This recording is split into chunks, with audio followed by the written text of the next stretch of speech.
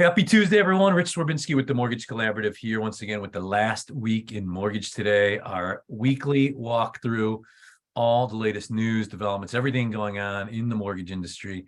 Each week, I pick one of our lender members to co-host with me. And this week, back in the co-pilot seat, the mortgage division president for Centennial Bank, Keith Little. Keith, good to see you, man. Good to see you too. Thanks for joining us, and let's go ahead and get into it. By now, everybody knows. Feel free to interact, the chat, the Q&A. We'll go ahead and work it into the show. And our podcast listeners, always forget to mention at the beginning, give us good reviews, evidently. That helps people find out about the show. And join the live broadcast. We're live every Tuesday, 2 p.m. Eastern.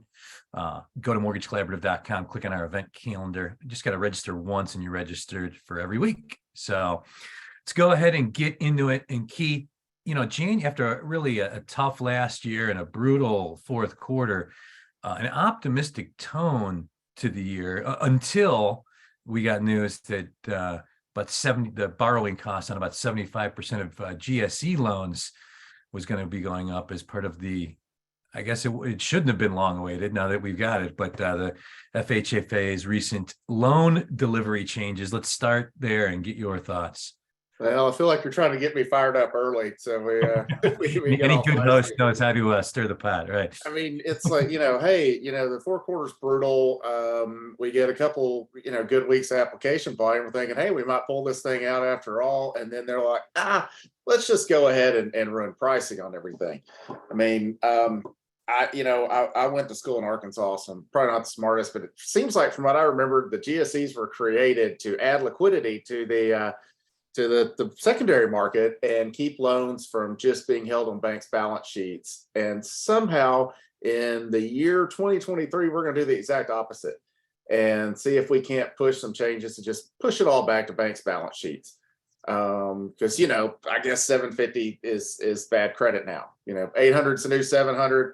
FICO apparently to the agencies. Let's add in a DTI adjuster that's going to confuse how we calculate things. And I thought that the FHFA's main concern right now is affordability.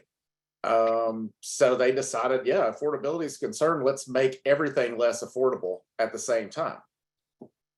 And it's crazy to me. We were talking about this for months and months and months leading up to the release. In no world did I imagine what we would get. I don't think it's what Sandra Thompson or the officials at FHFA wanted. I think it becomes like a money issue, like go find the money if you want this, which is really a backwards way to look at it, really, because we have record low delinquencies. We have a super strong job market. Those are the two things, working for a bank, right? To predict payment and delinquency and all that. And you got to make rules that are, I guess, for the future and not today's climate. But again, these delivery fees were initially set many years ago in a much, much different climate. There was much more fraud. Delinquencies were much higher. And now it seems kind of nuts. Well, and somebody's gonna have to fact check me because I haven't done the math, but we're kind of hearing from people reports of where they're playing around with it, that it's on average it's adding at least 20 basis points of cost to every loan. So I haven't noticed any lenders reporting extra fat margins right now to where they can absorb that cost. So it's going to get passed through to customers. And I mean, that's just a slap on the face to affordability when you just taxed every loan. And I mean, that's great that Home Ready, Home Possible have got the exemption, but it seems like this is really a tax on the average American home buyer. There's some. It really is. No, go on, Rob. I see some passion. Go on. I was just going to say, I firmly on the record, everybody should be members of MBA. This industry needs MBA because DC hates our industry, and we need somebody there with a voice. But it seems like there should be a little bit more fight here. Maybe they should have known about it before. Yeah, They kind of seem surprised when I was mentioning, okay, well, what are we doing to lobby against this? What do you mean? I'm like, well, this is a slap in the face to affordability. And like I said, the low end income tranches, that's great that we're going to give benefit for Home Ready Home Possible. But you've got to be below the average median income to hit those. So your average income earner is getting the tax. And where's all that money going? Well, I think the GSEs are still paying dividends to Treasury. So it doesn't seem fair to tax the average American home buyer just to pay a bigger dividend, because I haven't seen any any proof of how this is helping a risk position. When we started taxing second homes and investment properties, I get there wasn't any political capital and whining about somebody's beach house costing more money. Okay, fine, but I mean, we still taxed investment properties, and I mean, who does that hurt? The people who are not ready to buy. I mean, when you make it more expensive to buy a rental property, it's going to be more expensive to rent that property. But now this is, you got a 7/8 adjuster on there for a guy with a 745, 750 FICO at an 80% LTV purchase. I mean, that's your right down the fairway Fannie Freddie loan right there. It's kind of hard to explain to customer, well, you don't get our top tier rate because your FICO is only 750, sir. You work don't get your it. whole life to save 20% down to put on a home.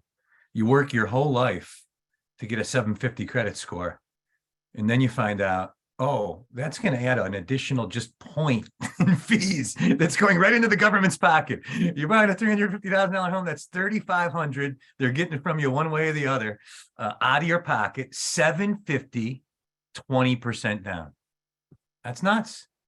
I don't get it. I don't understand the risk of that. Okay, if you want to tax it on a cash out refi at a high LTV or something, okay, maybe. But I failed to find the default data that makes me think that an 80% loan is risky to someone with what used to be prime credit. If I'm MBA, I'm getting my best marketing people, my top writing people, and I'm penning a white paper about the impact this is having on the American home buyer in very detailed specifics, because nobody is going to give two flips about our industry, the mortgage lenders, or anything tied to the financing part of it. But the story needs told. And, this is not even talking about, as you noted, all the additional fees lopped on to investment properties and second homes. This is not at all mentioning 10 basis points in rate that is still in guarantee fee that's on every American mortgage that goes through the GSEs because of it was lopped onto some spending bill like 11 or 12 years ago. Rob brings it up every single Friday on the rundown. So this is above and beyond all that. Well, and I mean, you could have sold it better and just added to the G fee basically and said, hey, we see economic uncertainty coming, so we're gonna try to build up the war chest. At least you could have got behind that instead of whatever this is. It's the enemy we know, at least. That's the way the GSEs have historically kind of, at least not historically, these last 10 to 12 years, subtle behind the black box increases the guarantee fee. That kind of pads the coffers. But yeah, that would have at least been a smarter way to do it. One thought, something that's come up on this show before, is this we're giving the government too much credit here maybe, but a strategic move to push more business to FHA. This will clearly be a result of these fees on some level. And then, I kind of dismissed that, but then I saw a column today about HUD. It was ridiculous profitability, Ginnie Mae, and we all know that the reserve fund is over 5 times the legal limit. So maybe that's part of this. I mean, it could be, but it's like, why would the government want to retain risk when they can offload risk to investors? Because maybe if they can keep building, with the end goal of getting Fannie Freddie out from the government thumb, the thinking, if we raise the fees and move more business to FHA, we make more profit and we can get out from conservatorship earlier. I don't know. I'm throwing. I don't know, and I mean, I get that that's a complicated problem to solve, but it sure seems from a profitability standpoint, nobody really wants to solve it. Interesting discussion. Of course, take any thoughts, comments anybody has in the crowd on the impact it's had in your shops. We've been asking past versions of the show for people to put in the chat, anonymously if you want, the percentage of your GSE business that's seen fees increase, any other stats that would be relevant. Keith mentioned just from others he's talked to, maybe a 20 basis point net increase on GSE loans. And again, Keith, that 620 to 679 bucket where they reduced a lot of the fees. I mean, what's the pull through in that bucket? I mean, I'm not dismissing it. I think that, they had to make moves there to help affordability for those that need it most in that bucket. But they've hurt affordability for 80% of the people. Yeah, and I think like I said, statistically, that's a much smaller portion of the business, which is also we're making it cheaper for a riskier credit tranche too, which again confuses me. So maybe I woke up in an alternate universe where everything makes sense to somebody and not to me, but it seems backwards of what we should be doing. And it's backwards, quite frankly, from this new wave of housing leaders, the way they've operated. I mean, they have gone out of their way to seek the input of people in the industry, and are at every event doing roundtables with lenders, and they have their heart in the right place. I know just from talking to Sandra, like she is very passionate about reducing affordability. At the same time, she kind of talks about the dual mandate, right? The safety and soundness of the GSEs and preserving them and continuing to position them to ultimately get them out from under the government thumb. And I've said this before, my guess is what happened here is they're going down the pike of, hey, we got to help out 620 to 679, that ultimately somebody at Treasury is like, okay, well, go find that money somewhere and go find a little extra just to be safe. Yeah. And they were counting the extra, maybe investment property and cash out money from. Yeah, I feel like we've already done that, and let's add a little bit on top. But it would be different if the housing market was just guns blazing. This would. I could have understood it a little bit more a year ago. This time a year ago, okay, but right now it's fragile. A large portion of the economy, comes from housing, and it seems like we should be, hey, how about you guys spend your time trying to figure out one of those first-time homebuyer tax credits again, like a decade ago? That worked. That did not make things less affordable for everybody, but this just seems to be the opposite of, like you said, what we've seen recently from, I guess, policy statements, from leadership. And yeah, I get it. It's not a zero-sum game, but I feel like we had already paid in quite a bit on the second home investment property side that we probably didn't need to tax the average buyer right down the fairway.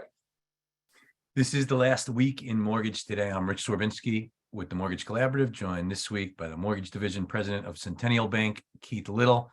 Got some good anonymous feedback in the chat from a lender. It says, we anticipate that these changes may yield a reduction in loan case files receiving an approved eligible recommendation, with the most notable reduction on loan case files with high LTV ratios and high DTI ratios when multiple high risk factors are present.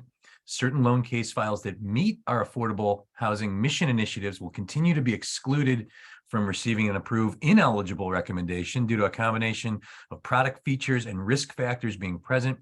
This population includes specific housing goals, eligible loans purchased under various duty to serve initiatives, as well as other loans securing properties that support affordable supply within their market. Great feedback from whoever left that. And Keith, I think this speaks to some other chatter we've just heard throughout the network over the course of the last week or so since this came out. And it's just that there are cases where somebody's rate or cost combination goes down by putting down less money. I've heard that. Yes. I've heard other goofy things that really unintended consequences and unfairly penalize people. So maybe we could see maybe a redo or a reset here. Hopefully, from FHFA. Yeah, I'm trying to find out. I've had the Fannie matrix on my phone for whatever 10 days, how long we've had it. And yeah, the adjuster. So if you go from an 80.1 to 85 with a 740 to 759 FICO. So we'll call you 750 FICO. You got a 1 point adjuster on there. So there's MI on that loan, right? Because we're over 80. Now, if you go up to 85.1 to 90, now our adjuster is only 3/4. So you've got credit enhancement on both of these. Why are we incentivizing people to put less money down? And if you look back at the, 0708, the biggest indicator of default was not FICO, it was down payment. So I don't understand that logic at all, that we're going to incentivize for, and I get the fact that of an 81 LTV versus an 80, because now you've effectively got a lower because you've got a credit enhancement with MI at 81%, but I don't understand how 85%, 87% is going to get a better rate than 81. That just Makes little sense. I mean, is that, do we need two GSEs today? I don't know. I mean, I guess that's one of the factors in this. Does it matter? I mean, they're using the same security now. Yeah, commingled securities, LP and DU are pretty much the same. Both agencies have naturally kind of, lost people over the years of conservatorship. I would argue, and have been arguing, like, why you could save probably gobs of money by consolidating the two GSEs as opposed to, going into Joe Homebuyer's pocket. I mean, I get it that, initially they were private or quasi-private institutions that competed with one another. I remember in my early secondary days, there were clear advantages to that. You can negotiate G-fee against one another.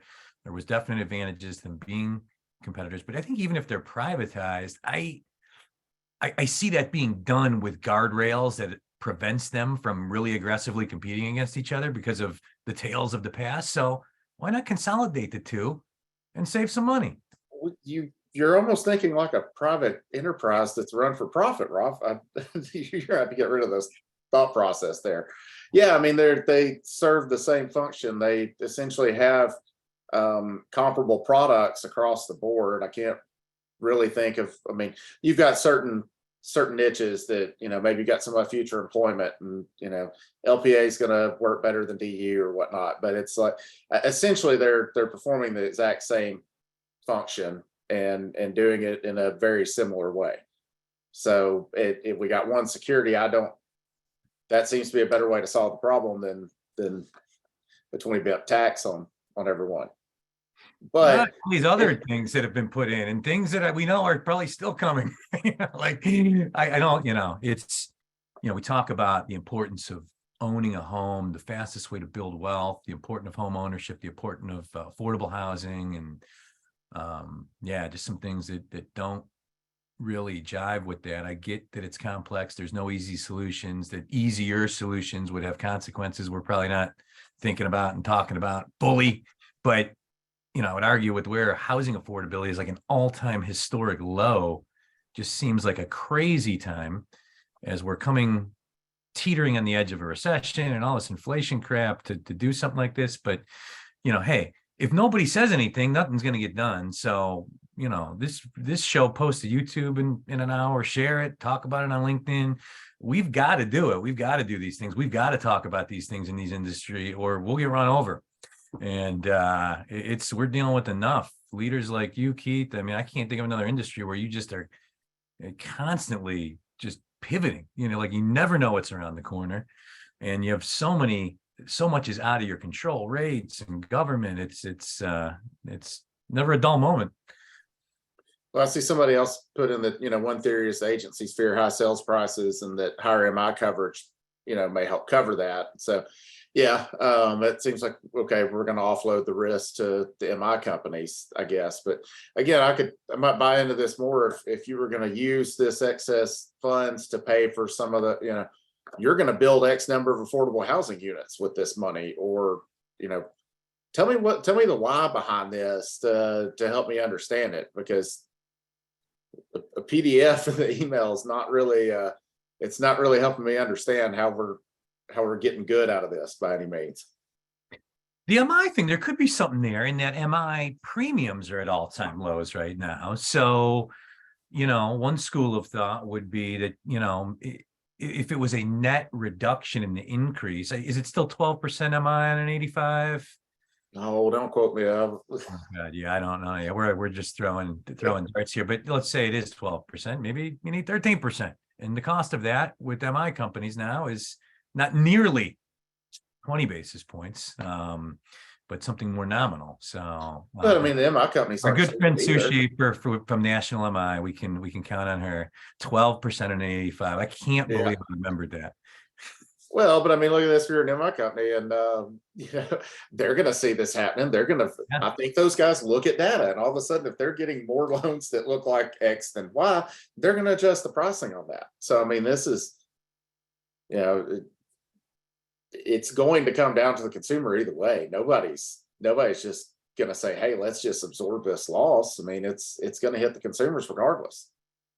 Yeah, absolutely. And that's what it's going to take. To your point, everybody's going to have to throw this in OB and look and see, or whatever other pricing engines are, if there's other people in the network that have PP&E. But yeah, you got to put it in a test environment and see, okay, for our average borrower, how much is this going to cost? And then there's where you get, Mortgage Action Alliance out there, and let's start talking to elected officials about, do you understand how this change is going to add X number of dollars per month to the, to the mortgage payment of every home buyer?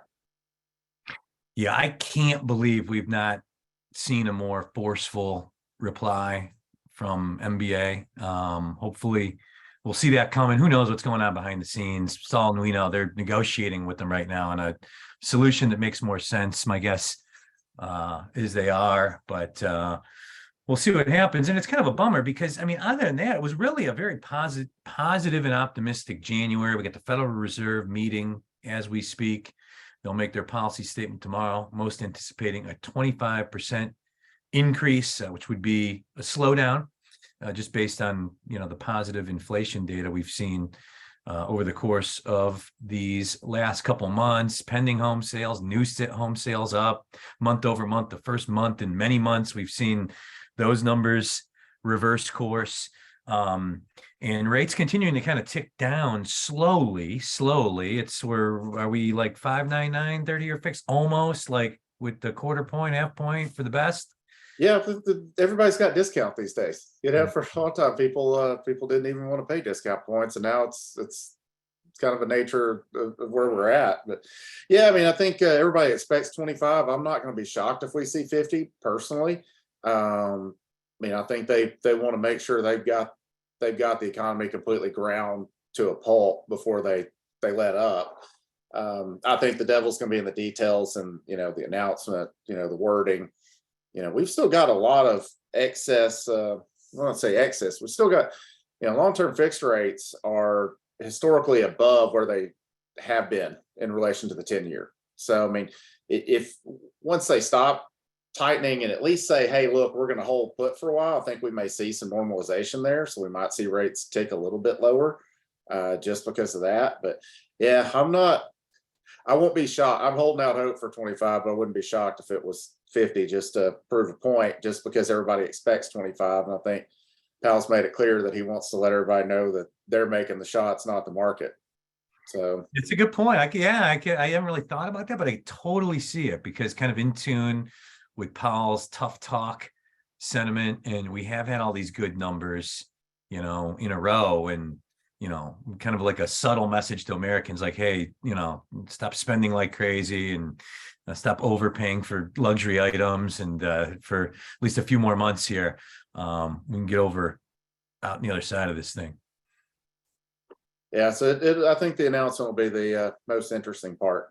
It'd be a fun, well, not for everybody, but it'd be a fun place to be today and tomorrow, to be in the room and listen to that conversation. Today also, I saw this in one of the mortgage newsletters, National Hug an Economist Day. And after this past year, how wrong they all were. A lot of economists that need hugs, maybe today. thought I'd mention that. But what else in the news? Inventory ticked down a little week over week. I think that we're seeing some signs that you're going to start to see more sellers list their homes when the weather kind of turns here. What's your just general sentiment, Keith, about like the spring purchase market we have upcoming as it relates to, I guess, general market expectations, which are pretty muted? Well, I mean, if we have a spring purchase market again, we might be back to that old seasonality that we used to all remember, the bell curve. And Q4 and Q1 were light, and Q2 and Q3 were the hot markets. So I don't know. We've seen a definite increase in applications, and I think pre-qual requests. Talking to peers, everybody seems to be seeing the same kind of signs of life the last few weeks. And my personal opinion, I don't know that rates improved that much to spur demand so much as people kind of started realizing, okay, this is the new rate environment. We're not going to see a 3 handle anytime soon. We still want to buy a house this year, so let's go ahead and start doing it. I think it's more just acceptance of where we're at than it is, that dip in rate. I don't think that many more people got excited because rates are 25 bips better. But maybe it is, and I don't know that I need to understand. As long as it keeps on going, I'll be okay with it. Yeah, and some comments in the chat agreeing with you, and yeah, that's what it seems like. I mean, I think it seems like there's some borrowers that need 399 instead of 599 to qualify, but those that can afford 599, it seems like, Keith, that they're not like, oh shit, I gotta wait for 499 or something in the threes. Like I'm good with 599 because it could be 7.5 3 months from now. Maybe everybody knew that the GSEs were going to go up, and before we did, and so the consumers like, hey, we better do this before they tax us more. I don't know. Well, that'll help. I mean, that's what, May 1 as of now, a loan on sales after May 1, right? Yeah, so I mean, you think May 1's what it hurts, but I mean, people are going to have to start putting this in pricing engines at some point in March. Yeah. So yeah, I mean, some people might not activate it till April early, but still, yeah, you're right. We got like a month or two before every loan is going to feel these new increases. They qualify for it, but interesting. What about just some bank stuff? Centennial Bank, longtime TMC member. I always like to pick the brain of our bank members. Portfolio lending, you mentioned it earlier in the show. It's like, you have this type of climate, and I remember from being in that seat, like it does put a lot of stress. You want to, the loan originators just want to just throw everything on the balance sheet, just throw in the portfolio. Not quite that simple, right? It is an interesting time to be a banker, and I don't know that I'm qualified to I think the mortgage is like a deduct on that I'm not smart enough to be a banker, just a mortgage banker. But man, I paid decent attention in econ class, and I really don't remember them covering an extended period of short-term rates being exponentially higher than long-term rates. Whatever they do tomorrow, it's going to become less profitable to originate portfolio loans. I mean, that's the long and the short of it. It's just I've never seen a yield curve like this, and nobody has. It's never happened before, but we've never had. I always thought that we kept rates artificially low for so long. When they did snap back, it was going to be quick. I didn't know it was going to be this quick and this ugly. So it's definitely interesting times, and there is I'm afraid we're going to see some banks in trouble this year. It was fun to make loans when you could put them on the books at 3%, but when your cost of funds is 4%, and your loans are yielding year 3, or your securities, and then so you need some cash. What are you going to do? Sell securities? What are you going to get paid on those securities with a 3-4 handle on them? So you're going to sell securities at a loss to raise cash. So I think there's I don't like that. It's never good for anybody to be in trouble. It's never good for the system for any banks to be in trouble. But I think a lot of people they had a lot of fun, and I think they're going to have to pay those bills at some point in time, and it's unfortunate. Keith, as always, enjoyed the conversation. Appreciate your insight, and this was great, man. Thank you so much for doing this once again. Let's get some uplifting topics next time. We need to talk I about. thought we had it, Let's talk honestly. about All January had been over. uplifting. I didn't you switched from like the 17th to the 31st. The 17th show was very positive, but you know, with this FHFA news and so. Hey, apparently we're gonna have a National Hug Your MI Rep Day. So it's gonna be kick your mortgage banker in the shin and hug a economist week. Yeah, and fly Eagles fly. I always I'm picking against the Eagles all playoffs. They deserve a lot of credit. Dominating performance and the Chiefs, Mahomes. You got to love Mahomes. My wallet didn't love the outcome of that game, but hard not to like Patty Mahomes. I am going to be agnostic and just eat my chicken wings in bliss and be happy with either outcome.